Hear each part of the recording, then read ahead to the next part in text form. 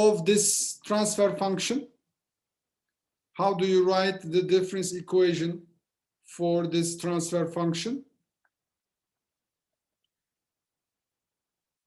You're going to come and multiply these two and then multiply these two, okay?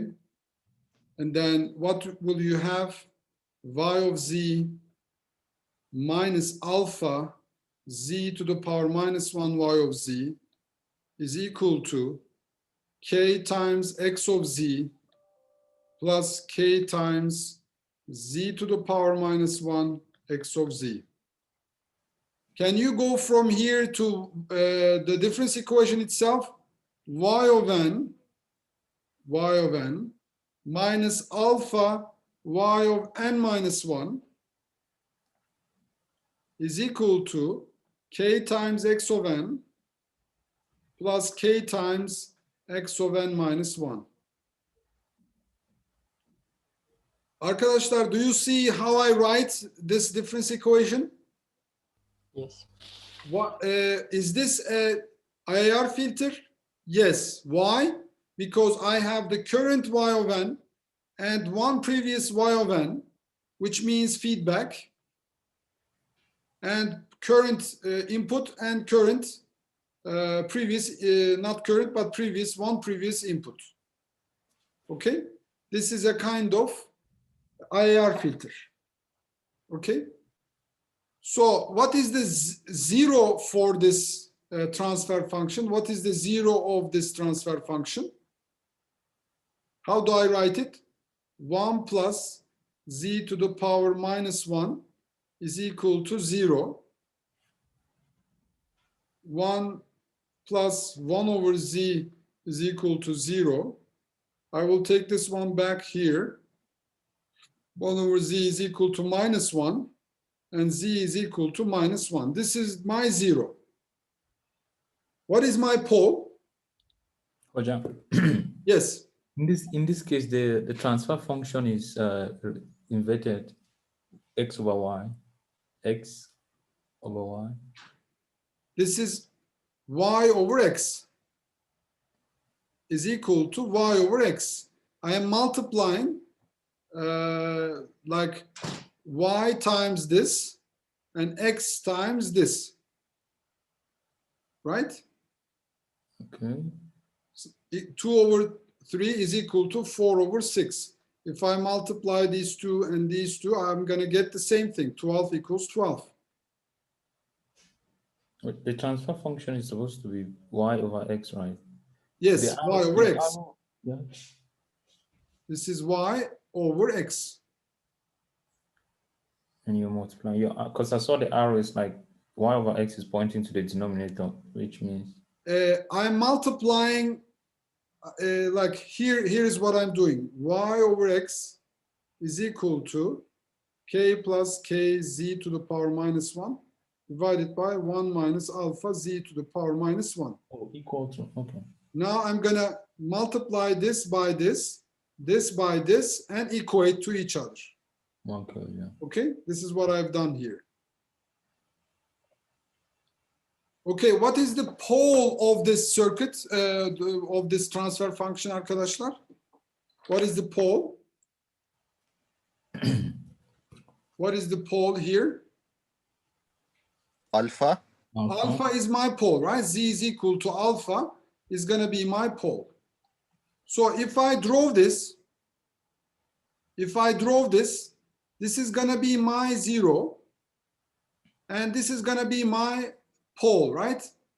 Each one. Bakın burada arkadaşlar, what I'm trying to show you, changing the pole, changing the alpha will change the frequency response of your filter. So why did we cover all these poles and zeros? That's why what I'm trying to say here. The location of the pole value, the alpha value is really critical in terms of your filter, in terms of your cutoff frequency, in terms of your characteristic of your filter. If you increase pole close to 1, you see if alpha becomes close to 1, okay, the filter will behave like this one or this one. Okay, if alpha is away from 1, which is blue one, for example, this is the blue one, and this is, let's say, 0.5, and this is 0.5. Tomorrow, inshallah, at 5:15 or something, I will tell you why is this happening. Okay? So I want you to think about this alpha value. I will share the whole slide set with you. There are almost 36 slides, but I will be covering only 5, 6, or 10 more slides, which you will be responsible for. But I want you to have this for the next semesters, next year's capsule, and maybe other opportunities. Okay? Now, what am I trying to say here in this part of my slides? Alpha value is critical. My pole, the location of my pole is highly critical for my filter. It will affect my cutoff frequency. It will affect the sharpness. It will affect the general characteristic of my filter. Okay? So alpha, what kind of a filter is this? This is a low pass IIR filter. How do I understand this is a low pass filter? Because this is my frequency response. For low frequency values, I'm passing. High frequency values, I'm suppressing. This is a low pass IIR filter. How do I understand this is an IIR filter? Because I have y of n and y of n minus 1 in my discrete difference equation.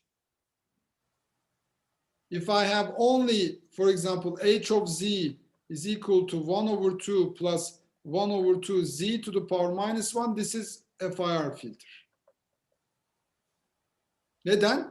There is no y term here, okay? Y divided by x, it's all x. Y is equal to x times 1 over 2 plus x times 1 over 2 z to the power minus 1. There is no yn minus 1, yn minus 2. But here, if I have the numerator and denominator, then for sure I will have some x and some y components here. Okay? If I have anything as the denominator, it means it's an IIR filter. And the poles, the locations of the poles and zeros are really the determinants of my filter. The cutoff frequency, the characteristics, okay? So I will share these slides with you through Canvas, inshallah. Then I want you to come to the live session tomorrow at 5:15. We will cover some more about IIR filters. And then finally, I will talk about a linear phase filter, which is a question in the quiz, linear phase filters, okay? Linear phase. I will want you to design a linear phase filter. So how do I design a linear phase filter? You should be knowing this concept also. There is another question about IIR filters. Come up with an IIR filter, design an IIR filter, or is this an IIR filter or not? You will learn, or you will define how you, by looking at the transfer function, how you determine if this signal, if this system is IIR or FIR, okay? So 2 things I want you to bear in mind. 1, the difference between FIR and IIR. Like how do you come up with an impulse response, frequency response, those kind of things, and linear phase filters. And I want you to understand what is the role of poles and zeros in this whole concept. Aslında arkadaşlar, the whole filter design is coming up with proper poles and zeros.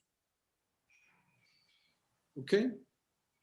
MATLAB does it automatically, okay, or some other tools does it automatically, but I want you to know what is going on behind. Because sometimes when I ask something, hocam, I don't know, I use MATLAB for that. Even PhD students, master's students are telling us like this. Okay, if you're using a code, you're using a tool, we should know how it works. Okay, see you tomorrow inşallah arkadaşlar. I hope I tried to share some info here. See you tomorrow at 5 p.m. inshallah.